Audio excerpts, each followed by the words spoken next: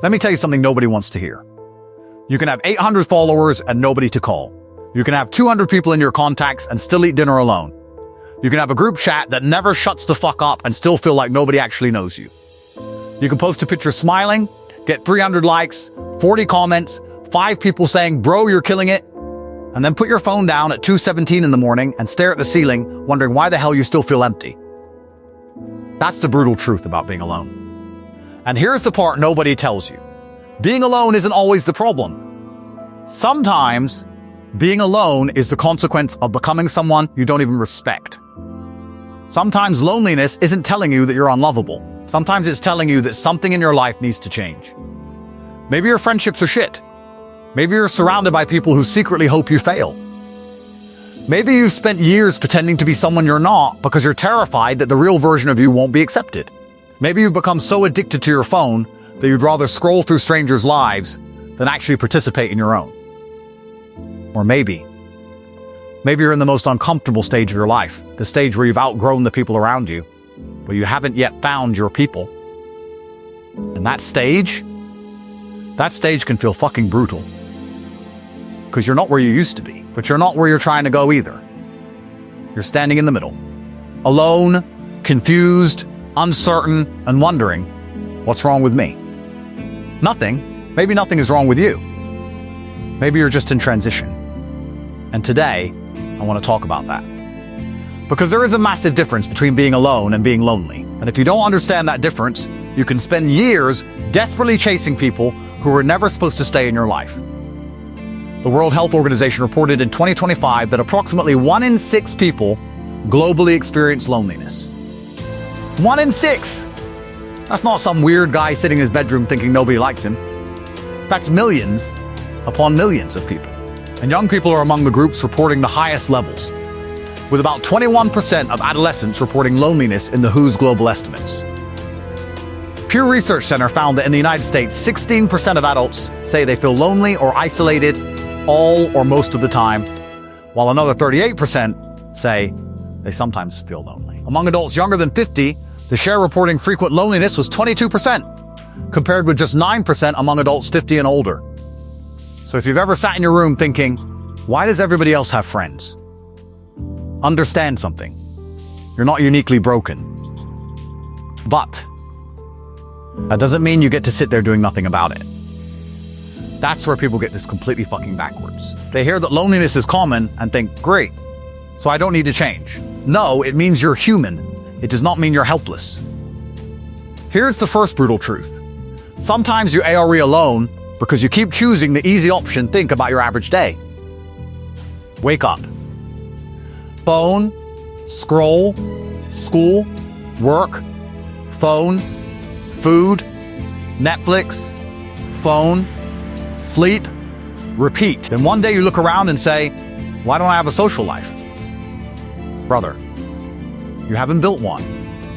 You're expecting friendship to magically spawn like an NPC in a video game. You think people are going to kick down your bedroom door and say, congratulations, we've noticed you haven't spoken to another human being in 3 weeks. We'd like to invite you to our elite friendship society. It's not happening. You have to go outside, you have to talk, you have to show up, you have to be awkward, you have to get rejected, you have to occasionally say something stupid, you have to survive embarrassment, you have to initiate. And this is where people quit. Because they want the reward without paying the social price. They want friends without vulnerability. They want relationships without communication. They want confidence without embarrassment. They want respect without competence. They want community without contribution. It doesn't work. You can't download a social life. And here's something even more uncomfortable. Being alone can become comfortable. That's dangerous. Because at first, you're lonely. Then you adapt. Then your room becomes your kingdom. Your bed becomes your best friend. Your phone becomes your social life. Your headphones become your security blanket. And eventually you stop saying, I don't have anyone. You start saying, I don't need anyone. And sometimes that's true. But sometimes, bullshit. Sometimes I don't need anyone really means I've been rejected so many times that I'd rather pretend I don't care. That's not independence. That's emotional armor. There's a difference. Real independence says, I enjoy my own company, but I can connect with people. Fear says I don't need anybody because nobody can hurt me if nobody gets close. Those are not the same thing. One is strength. The other is protection. And protection can look a hell of a lot like strength from the outside. The second brutal truth, not everyone you miss deserves to come back. This one hurts. Because loneliness makes you nostalgic. You remember the old friend, the old relationship, the old group, the old version of yourself. And suddenly your brain starts editing history. You remember the laughter. You forget the disrespect. You remember the late night conversations. You forget how often they ignored you. You remember the good moments. You forget how small they made you feel. Loneliness is a terrible historian. It takes the highlight reel and deletes the documentary. That's why you need to be careful when you're lonely. Because loneliness can convince you to reopen doors that you worked your ass off to close. You start thinking, maybe I should text them. Maybe I was too harsh. Maybe things could be different. Maybe. But ask yourself, do you miss the person or do you miss not being alone? That's a completely different question. Sometimes you don't miss them. You miss having someone. You don't miss the relationship. You miss the routine. You don't miss the friendship. You miss having someone to send memes to. You don't miss the person. You miss the feeling of belonging. And if you don't understand that distinction, you'll go crawling back to people who are perfectly happy watching you suffer. Don't do that. Loneliness is painful, but being surrounded by people who don't respect you is worse. The third brutal truth, you can outgrow people. Nobody tells you how lonely growth can be. Everybody talks about success. Nobody talks about the empty seats along the way. You start changing. You stop drinking every weekend. Your friends think you're boring. You start working out. They make jokes. You start studying. They tell you to relax. You start building something. They tell you it's probably going to fail. You stop gossiping. Suddenly you're different. You stop chasing women or men who don't respect you. Suddenly you're too serious. You start protecting your time. Suddenly you're selfish. You stop accepting disrespect. Suddenly you're arrogant. And eventually you realize something. Some people didn't love you. They loved the version of you that made them comfortable. That's a brutal realization. But it's an important one. Because if your friendship depends on you staying mediocre, that's not friendship. That's a contract. And the moment you stop playing your assigned role, the relationship starts falling apart. Let it. There is a season in life where you may have to walk alone. Not forever, but for a while. And that season can be incredibly valuable. Because when you're alone, you find out what actually belongs to you. Not what your friends like, not what your parents expect, not what social media tells you is cool, not what gets likes. You, what do you actually want? What do you believe? What are you afraid of? What do you tolerate? What kind of person are you becoming? When there's nobody around to distract you, those questions get loud. And most people run from them. They grab the phone, they open Instagram, they open TikTok, they message someone, they put on music. Anything to avoid sitting quietly with themselves. But you need to learn how to sit with yourself. Because if you can't stand your own company, you're going to become addicted to anybody who gives you attention. And that's dangerous. Because attention is not love. Attention is not respect. Attention is not compatibility. Attention is just attention. A dog can give you attention. Your phone can give you attention. A notification can give you attention. Don't confuse stimulation with connection. Your phone is not your friend. Let's talk about the elephant in the room. Your phone. This little rectangle in your hand has access to more people than any generation in history. And somehow, people are lonely as fuck. That's the irony. We've never been more connected digitally. And yet social disconnection remains a serious global problem. The WHO's 2025 report described loneliness and social isolation as widespread issues affecting health, well-being, and society. Why? Because seeing someone's face on a screen isn't the same as knowing them. Liking someone's post isn't the same as asking how they're doing. Sending a fire emoji isn't the same as sitting beside someone when their life falls apart. You can consume thousands of human moments without experiencing a single meaningful human relationship. That's the trap. You watch people travel. You watch people fall in love. You watch people build businesses. You watch people get fit. You watch people party. You watch people become successful. And you experience all of it from a fucking rectangle. Then you wonder why your own life feels empty. Because you're consuming life instead of participating in it. Stop watching everybody else live. Go live. You need people, but you don't need everybody. This is another mistake. Some people here don't depend on others and turn themselves into emotional islands. That's stupid. Humans need connection. The WHO defines social connection in terms of relationships, interactions, and the support people exchange, and describes loneliness as the painful gap between the connections you have and the connections you want or need. You're not weak because you want friends. You're not weak because you want love. You're not weak because you want someone to call. You're not weak because you want people who understand you. You're human. The goal isn't to become a person who needs nobody. The goal is to become a person who doesn't abandon himself just because someone else leaves. That's strength. You can love people without worshiping them. You can care about people without begging them to stay. You can enjoy company without being terrified of solitude. You can have relationships without making them your entire identity. That's the balance. Stop chasing people who don't choose you. This might save you years.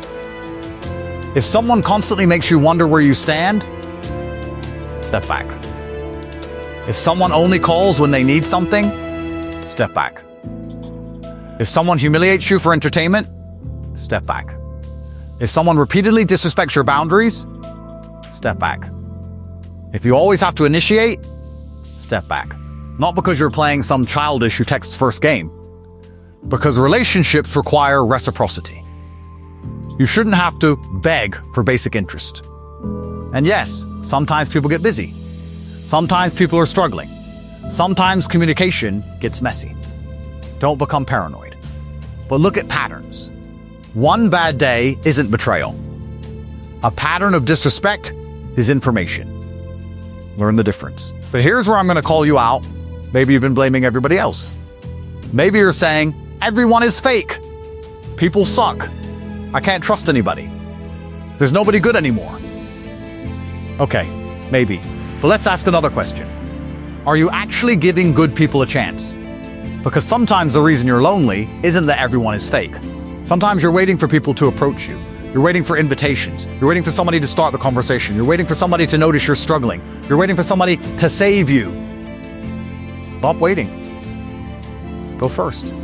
Say hello. Invite somebody for coffee. Join a gym. Join a class. Play a sport. Volunteer. Start a project. Talk to the guy sitting alone. Talk to the girl who seems nervous. Call an old friend. Ask someone how they're actually doing. You don't need a magical social life. You need repeated exposure to human beings. That's how relationships happen. Not through manifestation, through participation. And yes, you're going to get rejected. This is the part people hate. You will invite someone out. They'll say no. You will try to make a friend. They won't care. You'll join a group. You'll feel awkward. You'll walk into a room where everybody already knows each other. You'll stand there holding your drink like you've been abandoned by civilization. You'll think, why the fuck did I come here? Good. Stay. That's how you build social courage. You don't become confident by avoiding uncomfortable situations. You become confident by surviving them. Your first conversation might suck. Your second might be weird. Your third might be slightly less weird. And eventually, you get good. It's the same thing as lifting weights. Nobody walks into a gym for the first time and bench presses the moon. You start with what you can handle. Social skills work the same way. Stop waiting to feel confident. Confidence is not a prerequisite for action. Confidence is often the result of action. You talk to someone. You survive. You speak in public. You survive. You go to an event alone. You survive. You get rejected. You survive. You try again. You survive. Eventually your brain learns, oh, we're okay. That's how confidence develops. Not from watching 700 motivational videos. Not from buying a new outfit. Not from staring in the mirror saying, I am unstoppable. You're not unstoppable. You're a human being. You will get embarrassed. You will fail. You will get rejected. You will sometimes look like an idiot. And that's fine. The goal isn't to never feel uncomfortable. The goal is to stop allowing discomfort to control your decisions. Learn to be alone without becoming isolated. There's a difference between solitude and isolation. Solitude is chosen. Isolation is suffered. Solitude says, I want some time to myself. Isolation says, nobody wants me. Solitude can recharge you. Isolation can crush you. So learn solitude. Go for a walk without your phone. Eat alone sometimes. Work on something alone. Read, exercise, think, journal, build, travel. Sit somewhere and watch the world. Learn who you are when nobody is applauding. But don't turn solitude into an excuse to avoid people. You need both. You need the ability to stand alone and the ability to stand with others. That's maturity. Build a life that people can join. This is one of the biggest lessons. Don't make finding friends your entire mission. Build a life worth sharing. Get healthy. Learn skills. Work, create, study, travel, play, explore, build something. Become interesting. Not for attention. For yourself. Because when you have a meaningful life, relationships become an addition rather than a rescue mission. You don't meet someone and think, please save me from my boring existence. You meet someone and think, hey, my life is already moving. Want to come along? Huge difference. One creates desperation. The other creates attraction.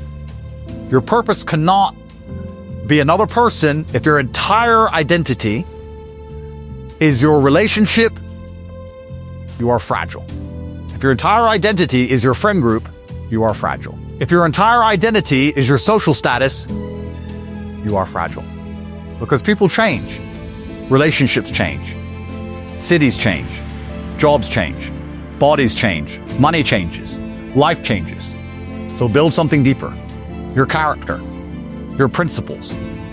Your skills. Your health. Your ability to work.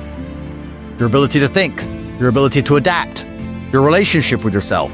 Those are things you carry. People can leave. You remain. And that's why you need to become someone you're proud to remain with. Some of you aren't lonely, you're bored, let's be honest. Sometimes you say you're lonely when what you really mean is, my life isn't exciting. You don't need another friend. You need a challenge. You need something that scares you. You need a goal. You need to get your ass out of bed. You need to stop spending 6 hours consuming content about becoming successful and spend 1 hour actually doing something. You don't need another podcast. You don't need another motivational quote. You don't need another YouTube video. You need to fucking execute. Because boredom makes loneliness louder. Purpose makes solitude productive. Give yourself something worth waking up for. And sometimes you ARE actually lonely. Don't dismiss that. This matters. If you're genuinely struggling with persistent loneliness, don't turn it into some macho competition where you pretend you're fine. Ask for help. Talk to someone you trust. Speak to a counselor or mental health professional if you need one. There is no prize for suffering silently. The WHO's work on social connection emphasizes that loneliness and isolation can have serious consequences for health and well-being. Strength isn't pretending pain doesn't exist.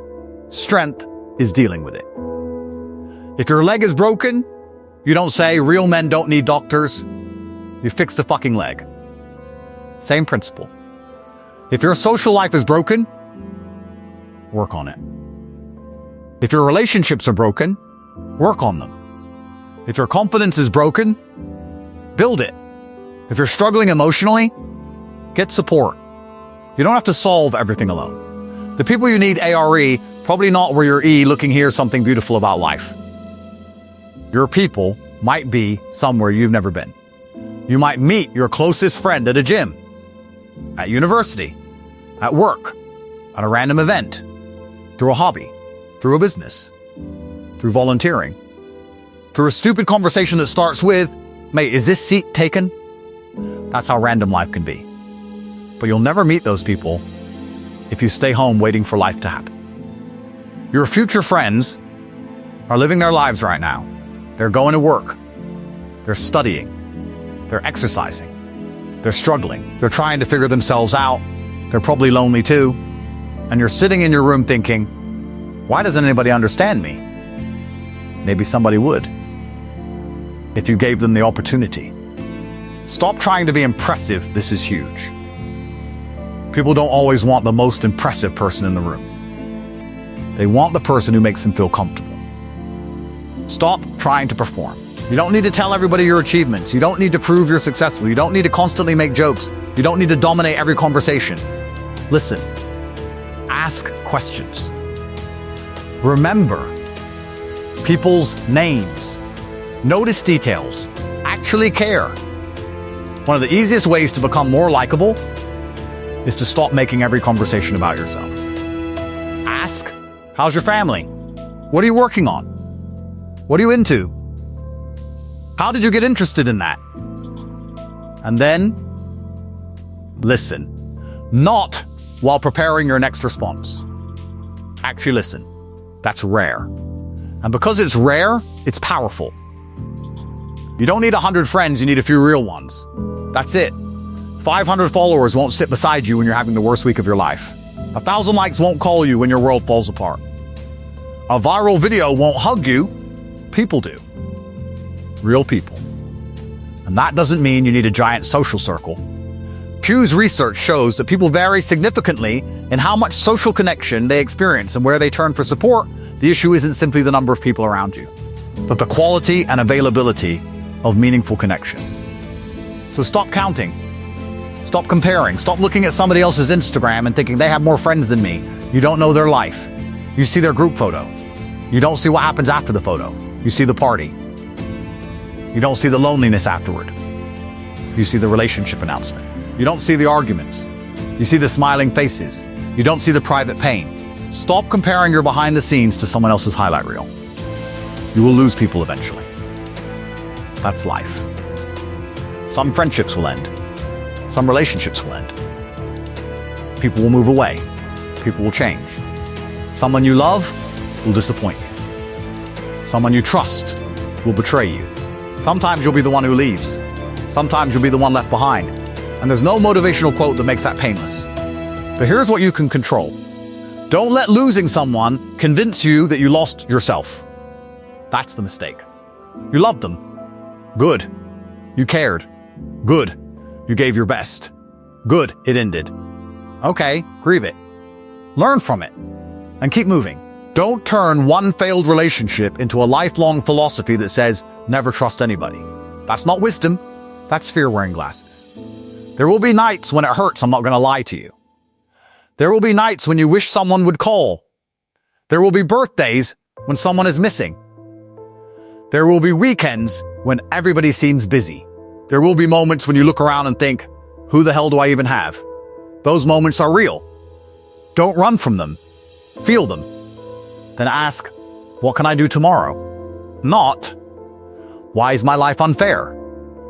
Ask, what can I build? Who can I call? Where can I go? What can I learn? What can I improve? What can I contribute? Pain becomes dangerous when it becomes your identity. Don't make loneliness your personality. Don't introduce yourself to the world as, I'm the guy nobody wants. No, you're the guy who's building. You're the woman who's rebuilding. You're the person who's learning. You're still here. That matters. Your current circle is not your final circle. Maybe you're 18. Maybe you're 25. Maybe you're 35. Maybe you're 50. Your life isn't finished. Stop acting like your current circumstances are a permanent sentence. You haven't met everyone you're going to love. You haven't met everyone you're going to learn from. You haven't met everyone who will believe in you. You haven't experienced every city, every friendship, every adventure, every opportunity, every version of yourself. You're judging the entire book from one shitty chapter. Don't. Keep reading. Get good at initiating here as a practical challenge. For the next 30 days, initiate every day. Send one message. Start one conversation. Invite one person somewhere. Ask someone a question. Compliment somebody genuinely. Join something. Show up somewhere. Call someone. And don't make the outcome your scoreboard. Your scoreboard is, did I initiate? That's it. Because you can't control whether someone likes you. You can control whether you showed courage. You can't control whether someone says yes. You can control whether you asked. You can't control whether the friendship lasts 10 years. You can control whether you treated someone well. That's freedom. Stop taking rejection personally. Someone says no. So what? Maybe they're busy. Maybe they're married. Maybe they have friends. Maybe they don't like you. Maybe they don't like themselves. Maybe the timing is wrong. Maybe you said something weird. Maybe you're simply incompatible. Fine, you're not trying to be liked by everybody. You're trying to find people who fit. If 10 people don't fit, and the 11th does, you win. You don't need universal approval. You need compatibility. That's why rejection isn't always failure. Sometimes rejection is sorting. It's life saying, not this one. Good. Next, become someone you would want to be friends with. This is the question nobody asks. You want loyal friends. Are you loyal? You want interesting people. Are you interesting? You want disciplined people. Are you disciplined? You want honest people. Are you honest? You want people who listen. Do you listen? You want people who show up. Do you show up? You want people who support your dreams. Do you support theirs? Don't demand qualities from others that you're unwilling to develop yourself. Become the kind of person you're looking for.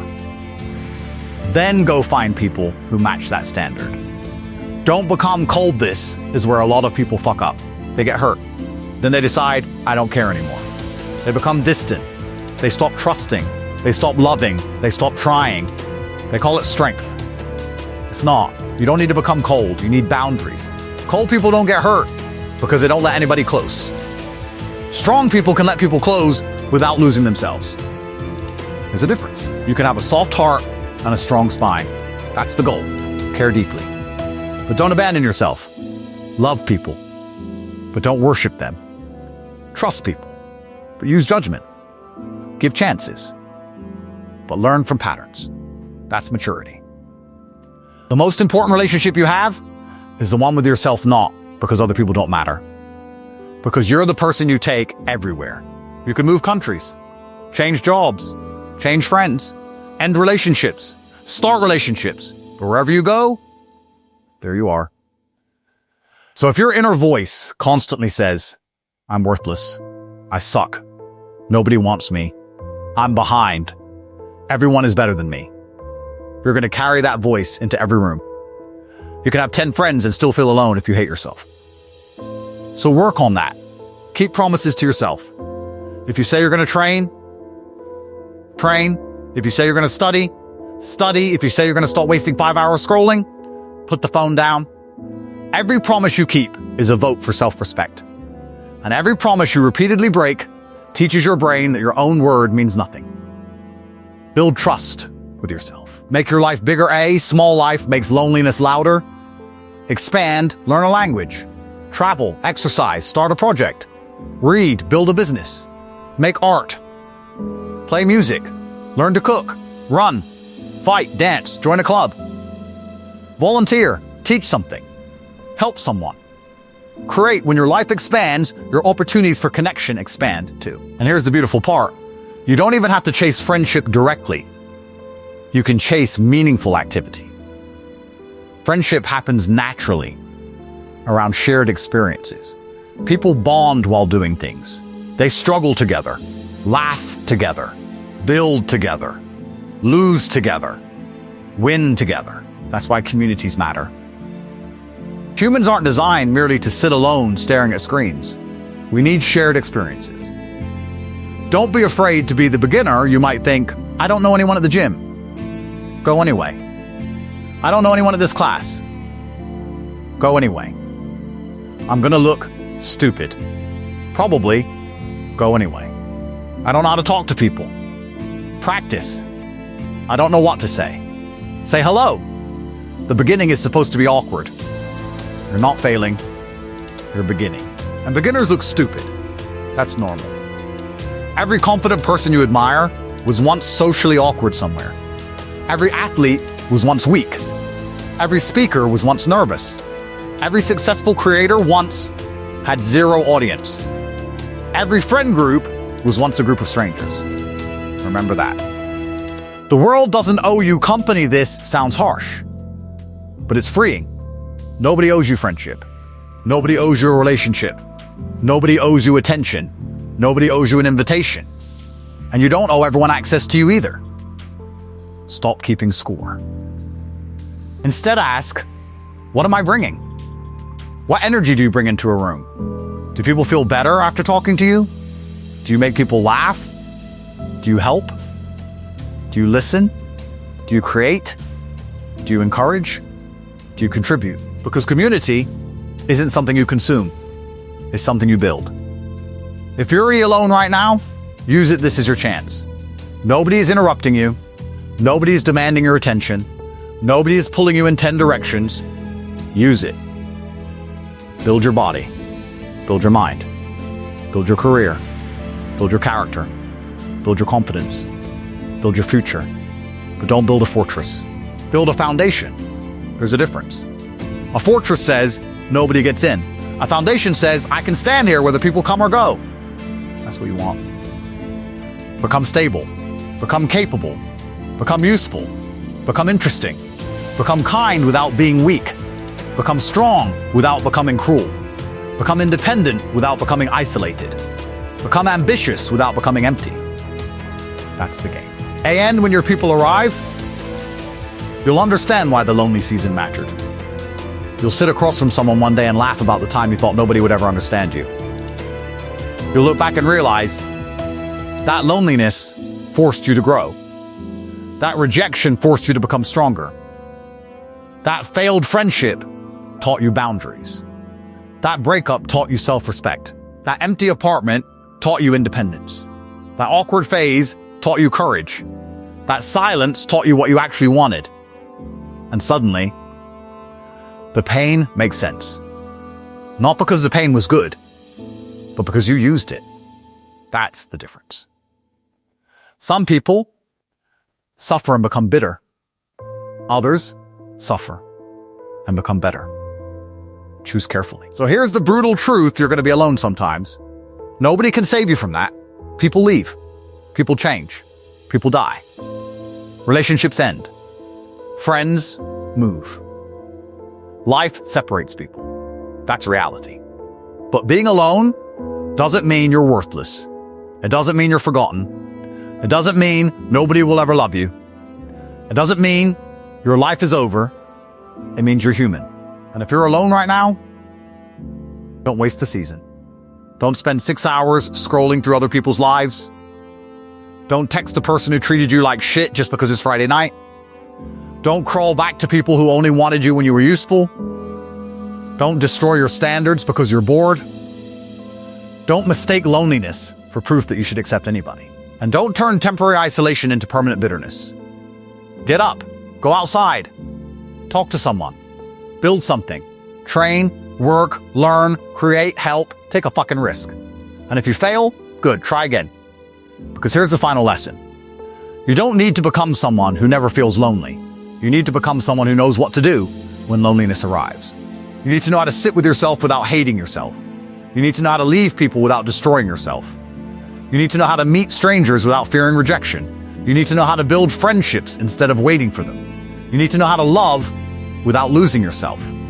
You need to know how to stand alone without becoming isolated. And you need to understand that your current situation is not your final destination. Maybe tonight you're sitting alone. Maybe nobody texted. Maybe your friends disappeared. Maybe the relationship ended. Maybe you're watching everybody else move forward while you feel stuck. Listen to me. Your life is not over because you're alone tonight. It's just tonight. Tomorrow exists. Next week exists. Next year exists. There are people you haven't met, places you haven't seen, things you haven't built, stories you haven't lived, versions of yourself you haven't become. So don't make a permanent decision about your life based on a temporary feeling. Don't say, I'm always going to be alone. You don't know that. Don't say, nobody will ever love me. You don't know that. Don't say, I'm broken. You don't know that either. What you know is this. You're here. You're breathing. You're capable of changing. And that's enough to start. Start small. Send the message. Make the call. Join the gym. Walk outside. Talk to somebody. Apologize if you need to. Set a boundary if you need to. Leave if you need to. Stay if it's worth staying. Build, grow, learn. And for God's sake, stop waiting for somebody else to come rescue you from a life you're capable of changing yourself. Because the most powerful thing you can eventually discover is this: being alone isn't the end of your story. Sometimes, it's where you finally meet yourself. And once you know who you are, you stop begging everybody else to tell you that you're enough. You stop chasing people who don't choose you. You stop accepting crumbs because you're afraid of an empty table. You stop confusing attention with love. You stop confusing crowds with connection. You stop confusing solitude with failure. You stop running. And you start building. Then one day, you look around. And maybe there's a friend beside you. Maybe there's a partner. Maybe there's a family. Maybe there's a team. Maybe there's a community. Maybe there are people who genuinely know you. But here's the beautiful part. You don't need them to prove that you're worthy. They're there because you built something worth sharing. You built yourself. You built your life. You built your standards. You built your character. And when the right people arrive, you don't cling to them. You appreciate them. That's the difference between desperation and connection. Between fear and love. Between loneliness and solitude. Between merely existing and actually living. So if you're alone right now, don't fucking panic, don't beg, don't chase, don't disappear. Build. Build until you're proud of the person looking back at you in the mirror. Build until your life has direction. Build until your standards are clear. Build until your confidence doesn't depend on applause. Build until your own company becomes something you enjoy. Then, open the door. Let good people in. Give them a reason to stay. And remember, you were never supposed to walk through life needing everybody. But you were never supposed to walk through it completely disconnected either. Stand alone when you have to. Stand with others when you can. And never forget, being alone is a situation. It is not your identity. Your story isn't finished. Get up. Your life is waiting.